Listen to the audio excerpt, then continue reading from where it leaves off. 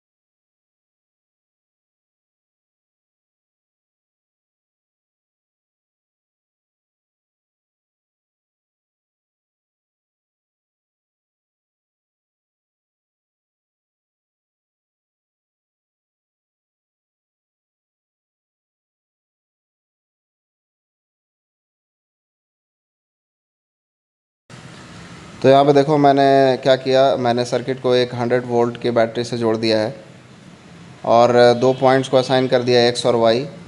तुम्हें दिख रहा होगा. तो एक्स और वाई नोड्स हैं. अब एक्स पे नोडल एनालिसिस लगाऊंगा तो देखो कैसे लिखूँगा. एक्स को हायर पोटेंशियल मानते हुए करंट लिख लूँगा एक्स माइनस 100. अब देखो बैटरी का पोटेंशियल डिफरेंस 100 माना है तो ऊपर जाके वो लेफ़्ट साइड में 100 हो जाएगा और इधर राइट साइड में भी सर्किट के 0 हो जाएगा.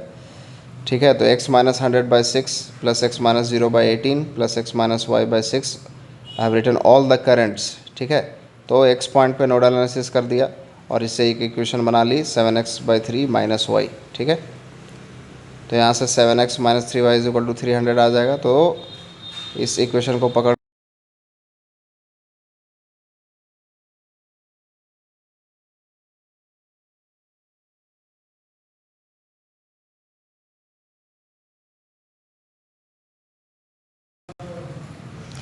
अब जो है y पॉइंट पे नोडल एनालिसिस कर रहे हैं तो y का सारा करंट लिखेंगे. तो देखो y माइनस 100/18, y माइनस 0/6 और y माइनस x/6. ये होगा नोडल एनालिसिस. नोडल एनालिसिस हमेशा जिस नोड से लिखते हैं उस नोड को हायर पोटेंशियल मानते हैं. इट्स लाइक जंक्शन लॉ की तरह है, जितना करंट आएगा उतना ही करंट बाहर जाएगा, तो नेट करंट 0 होगा. इसलिए नेट करंट को लिख के हम क्या कर रहे हैं, सारा को 0 कर दे रहे हैं. तो यहाँ से भी एक इक्वेशन बन जाएगी for nodal analysis for Y. तो यहाँ से क्या इक्वेशन.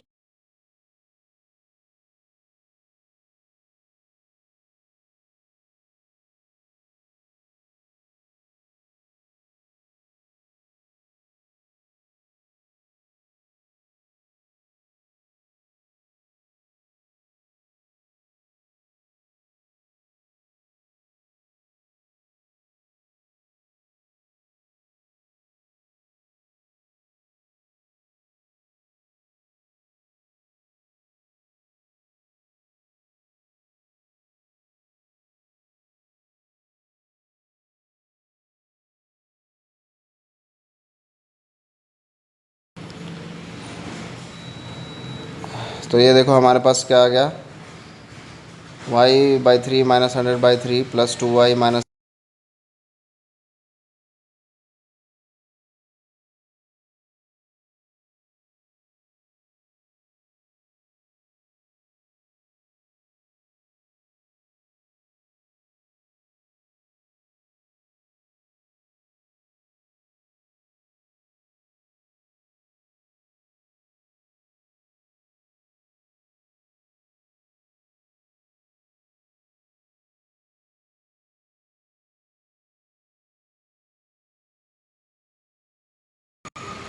तो ये हमारे पास दूसरा इक्वेशन आ गया 7 - 3x, 7y - 3x, ठीक है, 7y - 3x दूसरा इक्वेशन आ गया। अब हमारे पास दो इक्वेशंस हैं, 7y - 3x और 7x - 3y, इन दोनों को सॉल्व करेंगे।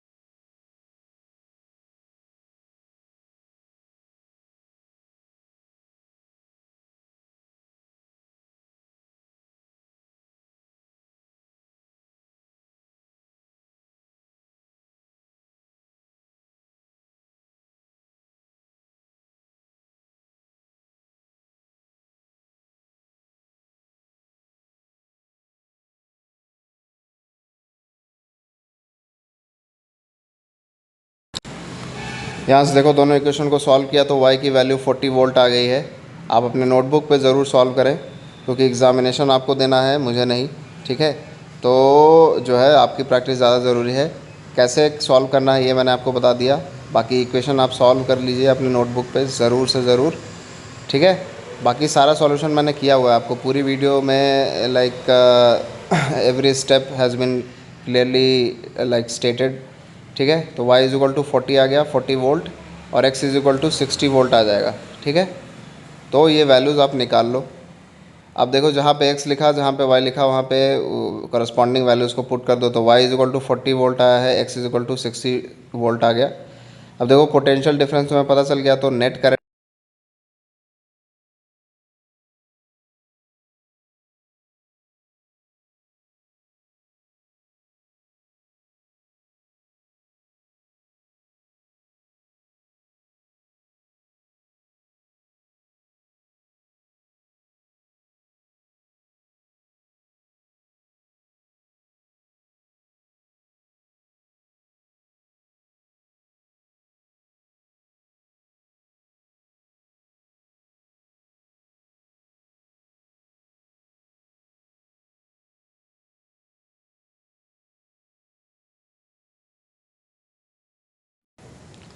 तो देखो ऊपर वाले ब्रांच में नेट करंट कितना हो जाएगा, पोटेंशियल डिफरेंस बाई रेसिस्टेंस, तो 20/3। उस तरीके से नीचे वाले ब्रांच में कितना हो जाएगा, 10/3। तो टोटल करंट कितना आ रहा है बैटरी से फ़्लो करके, 10 एम्पियर, है ना। तो 10 एम्पियर जब बैटरी से फ़्लो करके आ रहा है, तो बैटरी को एक पूरी सर्किट एक इक्विवेलेंट रेसिस्टेंस की जैसा दिख रहा होगा, और उस इक्विवेलेंट रेसिस्टेंस के कारण जो नेट करंट होगा वो 10 एम्पियर ही होगा। मतलब कि अगर 100 वोल्ट बाई 10 एम्पियर कर दूँ आई नेट, करंट नेट, तो नेट इक्विवेलेंट रेसिस्टेंस आ जाएगा। तो 100/10 कितना होता है, 10 ओम, कितना हो जाएगा, 10 ओम। तो this is the answer of this question, ठीक है। आर इक्विवेलेंट कितना आ गया, 10 ओम। तो ये एक स्टैंडर्ड मेथड है, आप इसको ध्यान में रखिए। ये तो एक प्रॉब्लम था आपके सामने, ऐसे कई सारे प्रॉब्लम्स हैं, तो अगर आपको मेथड आता है तो फिर सारे प्रॉब्लम्स एक जैसे ही लगेंगे, ठीक है। कैलकुलेशन का थोड़ा इधर उधर हो जाता है, लाइक किसी में ज़्यादा लाइक लेंदी कैलकुलेशन, किसी में कम, मेथड आना चाहिए। तो एक बैटरी जोड़ दिया करो टर्मिनल्स के बीच में, और that battery upon the net current will be the R equivalent, net resistance, equivalent resistance of the circuit, ठीक है। चलो अब आगे चलते हैं। अब यहाँ पे सवाल पढ़ लो, ये एसी का सवाल है एक। इसमें 220 वोल्ट आरएमएस वोल्टेज दिया हुआ है और 50 हर्ट्ज दिया हुआ है, ठीक है। फ्रीक्वेंसी 50 हर्ट्ज फ्रीक्वेंसी, मतलब कि क्या, 50 साइकिल पर सेकंड। तो एक साइकिल को कितना टाइम लगेगा, 0.02 सेकेंड्स, है ना। तो एक साइकिल को 0.02 सेकेंड लगेगा। अब कितने टाइम इंटरवल दिया हुआ है, 0.01, मतलब एक साइकिल का आधा। तो एक साइकिल का आधा मतलब कि वोल्टेज या तो पॉजिटिव में रहेगा या तो सिर्फ नेगेटिव में रहेगा। तो या तो अगर वो सिर्फ पॉजिटिव में है तो कभी कैंसिलेशन नहीं होगा उसका एवरेज, समझ आ रहा है कि नहीं। आधे साइकिल की बात है ना, तो आधे साइकिल में कभी भी जो है वोल्टेज जो है नेगेटिव नहीं होगा। तो एवरेज कभी ज़ीरो नहीं आ सकता है। तो पहला तो ऐसे ही हो गया, मे बी ज़ीरो, कभी नहीं हो सकता, मस्ट बी ज़ीरो, कभी नहीं हो सकता है, is never zero, third is the correct answer. ठीक है, 220/√2 ऐसा कुछ चीज़ होती नहीं है, 220 इंटू √2 जो होगी पीक वैल्यू होगी वोल्टेज की। ठीक है, 220 जो है RMS वोल्टेज होता है। ठीक है, तो this is the answer, C is the answer, third one is the answer. ठीक है, since it is been asked for half cycle, and for half cycle the voltage is of like single sign, never becomes positive to negative या negative to positive, only remains positive या only remains negative, so it can never be zero। Zero तभी होगा जब वो positive भी हो जाए और नेगेटिव भी हो जाए, तो कैंसिलेशन होता है। ठीक है, तो ये सारी चीज़ दिखा दिया मैंने, देखो तुम्हें समझा दिया है मैंने, आप इसको समझ लीजिए। साइकिल दिखा दिया, A to B complete cycle है, वन साइकिल, और बीच में एक सी पॉइंट ले लेंगे, A to C half cycle होगा। A to B का टाइम कितना है, 0.02, कितना है 0.02। ठीक है, सी पॉइंट देखो ले लिया हमने बीच में, C point A C half cycle है 0.01, तुम्हें दिख रहा होगा वोल्टेज सिर्फ पॉजिटिव ही है। ठीक है, या सी भी देख लो तो सिर्फ नेगेटिव ही है, तो कभी भी ज़ीरो नहीं हो सकता है। तो third one is the correct answer.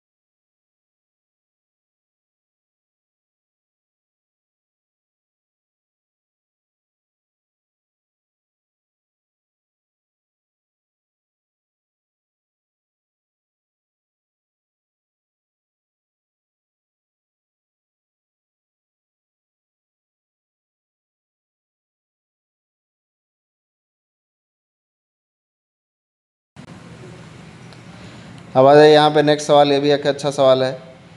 तो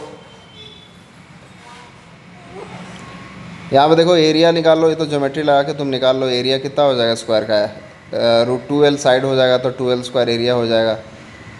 फाई क्या होता है, dv/dt, dv/dt लाइक जो फ्लक्स होगा वो क्या होगा, मैग्नेटिक फील्ड इनटू एरिया, तो 2l square into magnetic field. EMF क्या आएगा, d∅/dt, है ना, magnitude of EMF d∅/dt, minus के साथ आता है क्योंकि वो लेंज लॉ को डिनोट करता है ना, तो यहाँ पे मैग्नीट्यूड से डील करो।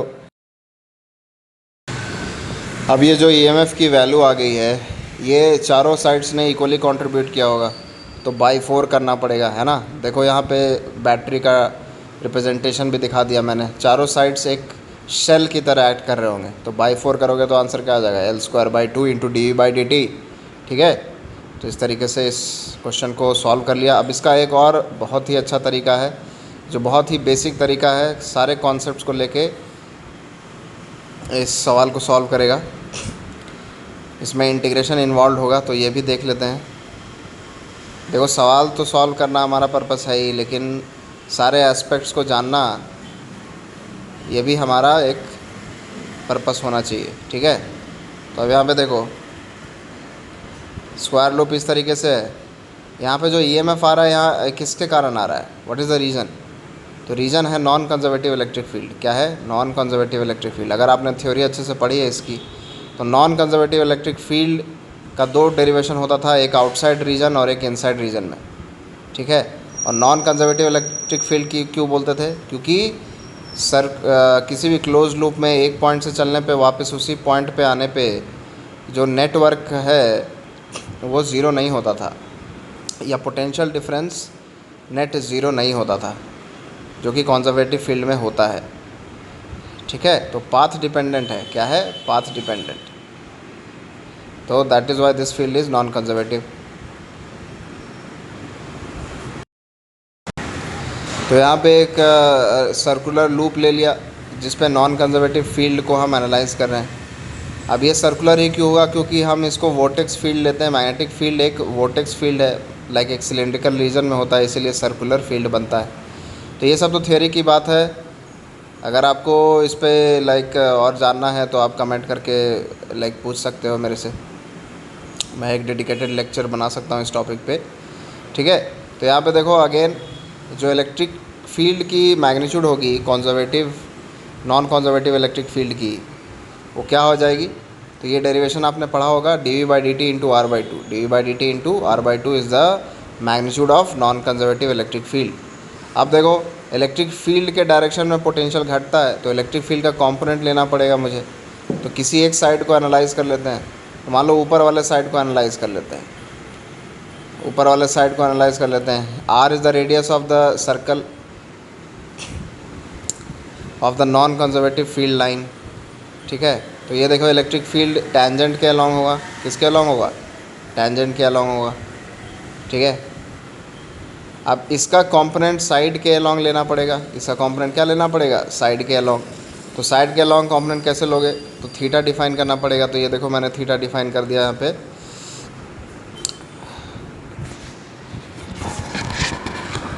थीटा डिफाइन कर दिया, ठीक है। तो टेंजेंट और ये जो आर रेडियस है सर्कल का, ये कितना एंगल बना रहा होगा?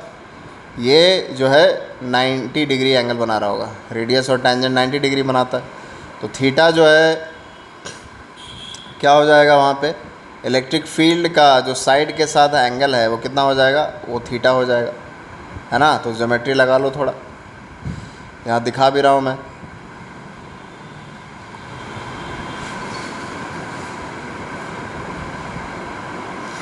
वो जो एंगल है ये ब्लैक कलर से जो दिखा रहा हूँ, ये कितना हो जाएगा? थीटा। कितना? थीटा। 90 माइनस थीटा नहीं, theta.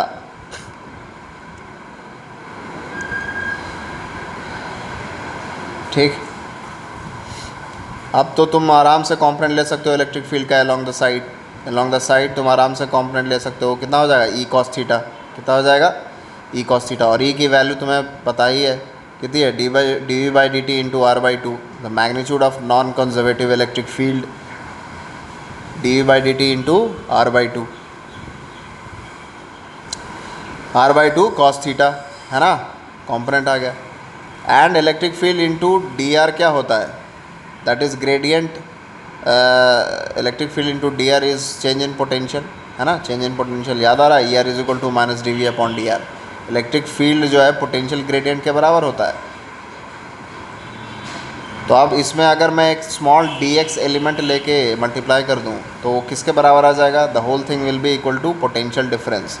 The whole thing will be equal to potential difference. देखो कैसे बेसिक कॉन्सेप्ट्स यूज़ हो रहे हैं, ठीक है। तो एक सवाल को करने में कई सारे कॉन्सेप्ट्स का यूज़ होता है, ठीक है। तो आपको सब कुछ समझना चाहिए, तभी आपकी फ़िज़िक्स अच्छी होगी और तभी आपके मार्क्स जो हैं मैक्सिमम आएंगे, मैक्सिमाइज होंगे, ठीक है। तो यहाँ पे देख लो। अब इस dl को dl नहीं लगे, कन्फ्यूज़न हो जाएगा, क्योंकि ऑलरेडी हमने l जो है स्क्वायर साइड को ले रखा है।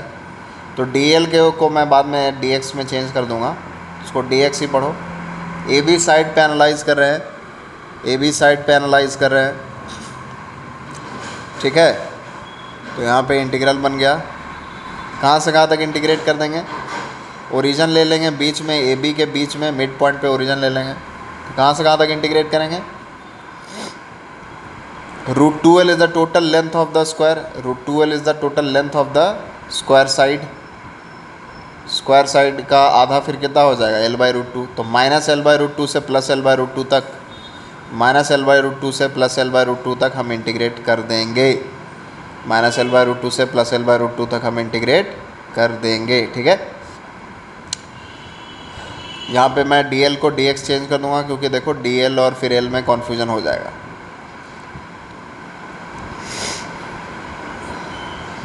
अच्छा, एक और बात बताओ, r cos थीटा जो है, r cos थीटा किसके बराबर होगा?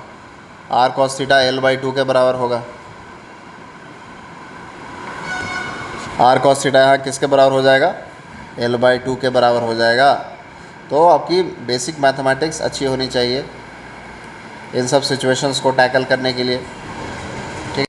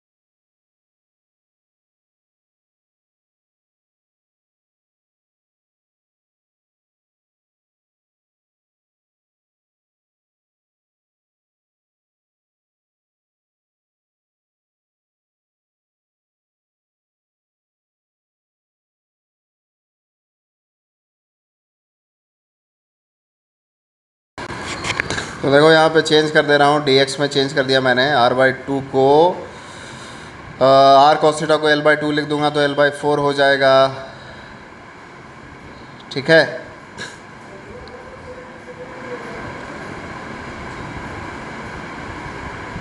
तो बेसिकली टोटल लेंथ कितना है, √2l है ना, तो l/√2 हो जाएगा उसका आधा। तो r cos थीटा जो है वो l/√2 हो जाएगा। तो l/√2 से रिप्लेस कर दे तो l/2√2 आ गया। ठीक है, l/2√2 आ गया इंटू एक्स। लिमिट कहाँ से कहाँ तक इंटीग्रेट करना है, -l/√2 से +l/√2 तक। इंटीग्रेट मार दो, dx का इंटीग्रेशन क्या होगा, x हो जाएगा। लिमिट पुट कर दो, लिमिट पुट करोगे देखो तो फाइनल आंसर वही आ गया तुम्हारा, l² 2 into dv/dt। l² 2 into dv/dt।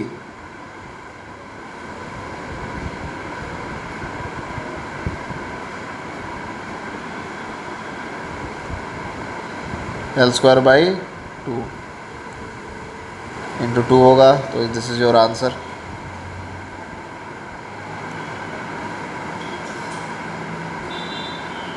ठीक है, तो एक मेथड हो गया तुम्हारा, शॉर्टकट मेथड बोल लो जिससे आंसर बहुत जल्दी आ रहा है, और एक दूसरा मेथड लॉन्ग कट मेथड बोल लो, लेकिन दूसरा मेथड जो है वो प्रॉपर बेसिक कॉन्सेप्ट्स को यूज़ करते हुए आपने आंसर निकाला है। ठीक है, चलिए अब नेक्स्ट सवाल की तरफ बढ़ते हैं।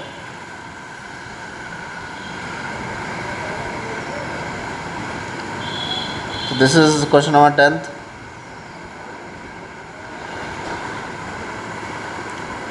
तो अब देखो, अभी कंडक्शन का सीरीज़ मैं डाल ही रहा हूँ अपने यूट्यूब चैनल पे, तो ये सवाल उसमें भी इंक्लूड कर लूँगा।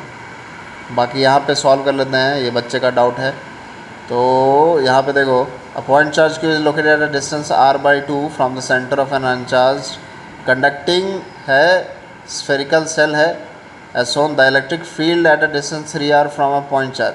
तो देखो पहले तो क्या होता है, किसी भी चार्ज वाले इन्वायरमेंट में पोलराइजेशन होता है। तो सेल पे जो है पोलराइजेशन हो जाएगा, माइनस चार्ज इनर सरफेस पे आ जाएगा और प्लस चार्ज आउटर सरफेस पे आ जाएगा। माइनस चार्ज जो है वो इक्वल अमाउंट में रहेगा क्यू के, है ना। वो तुम जानते हो, गॉसियन सरफेस ले लो मेटल बॉडी के अंदर, तो बाहर जो चार्ज आएगा वो भी क्या होगा, प्लस क्यू होगा। ठीक है, उसके बाद गॉस लॉ लगा दो, E.D is equal to Q enclose upon E0। एक गॉसियन सरफेस ले लो जो कि सेंटर से कितना दूरी पे है, 7r/2, 3r plus r/2, 3r plus r/2, 3r plus r/2 कितना होता है, 7r/2।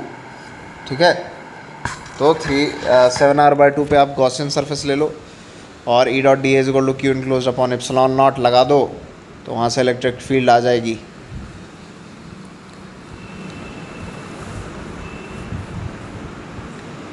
Charge on outer surface,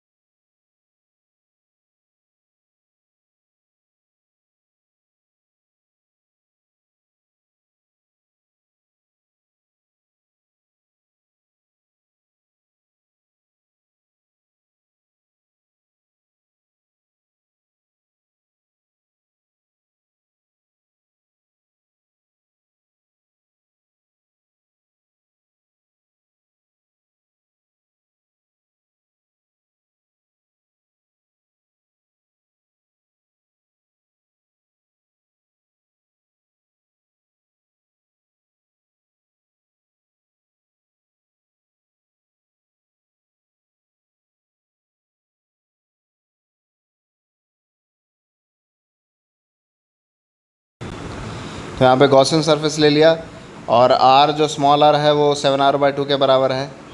तो ऑलमोस्ट हमने सारे जो सरफेसेस हैं उस पर चार्ज डिस्ट्रीब्यूशन को यूनिफॉर्म मान लिया, तो सब पॉइंट चार्ज की तरह बिहेव कर रहे होंगे। ठीक है, तो इलेक्ट्रिक फील्ड बाहर जो है वो यूनिफॉर्म ही होगी, रेडियली आउटवर्ड, इसलिए ई डॉट 4πr² लिख पाए इज इक्वल टू Q/ε0। ठीक है, आर की वैल्यू कितनी हो जाएगी 7r/2, तो 4π 7r/2 का होल स्क्वायर ε0 नीचे आ जाएगा। ठीक है, तो this is the answer, electric field का ये आंसर आ गया at 7r/2 distance from the sphere. तो थर्ड इज़ योर आंसर। ठीक है, इसको ध्यान से देख लो, वीडियो पॉज करके समझ आ जाएगा तुम्हें। गॉसियन सरफेस के हेल्प से हमने निकाल लिया है। गॉसियन सरफेस कहाँ पे लिया, जहाँ पे इलेक्ट्रिक फील्ड निकालनी है। देखो r इज इक्वल टू कितना लिख दिया मैंने 7r/2। ठीक है,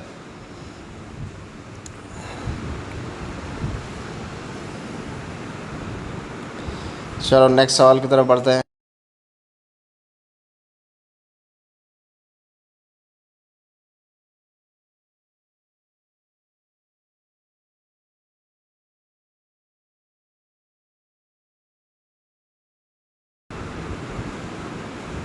अभी एक्सरे का सवाल है, ये भी एक आसान सा सवाल है। यहाँ पे देखिए आपको एक ग्राफ दिया है इंटेंसिटी और लैम्डा का। ठीक है, तो आपको पता है energy is inversely proportional to lambda, energy is inversely proportional to lambda.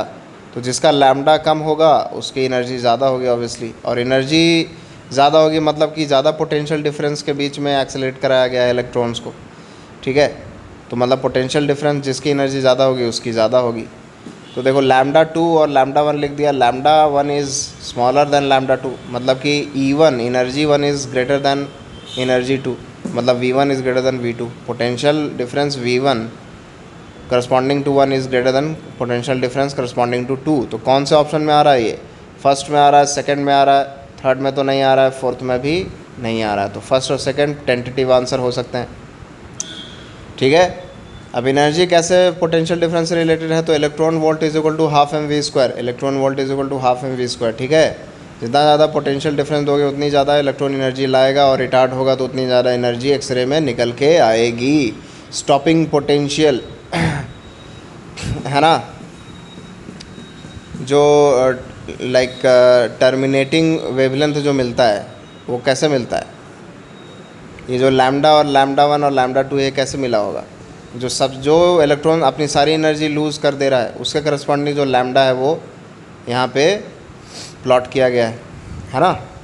तो this is the maximum energy that electron can lose corresponding to λ1 and λ2। ठीक है, तो यहाँ से क्लियर हो गया। अब देखो Z एटॉमिक नंबर के बारे में पूछ दिया है, तो एटॉमिक नंबर कैरेक्टरिस्टिक एक्सरेज से निकलता है। तो एक फ्रीक्वेंसी है F2 और एक है F1। ठीक है, अब देखो तुम F2 बड़ा होगा, F2 क्योंकि उसका लैम्डा छोटा है तो फ्रीक्वेंसी बड़ा होगा, है ना, hc/λ होता है ना, h न्यू। ठीक है, और c is equal to nu into lambda. तो lambda is inversely proportional to frequency, lambda छोटा तो फ्रीक्वेंसी बड़ी। अब फ्रीक्वेंसी बड़ी, अब तुम्हें पता है कि कैरेक्टरिस्टिक एक्सरेज में जो फ्रीक्वेंसी होता है directly proportional to root atomic number होता है। ठीक है, तो एटॉमिक नंबर हो गया। तो अगर फ्रीक्वेंसी तुम्हारा F2 बड़ा है तो Z2 बड़ा हो जाएगा ऑब्वियसली। तो कौन सा ऑप्शन आ गया, फर्स्ट। तो इस तरीके से हमने सवाल को सॉल्व कर लिया।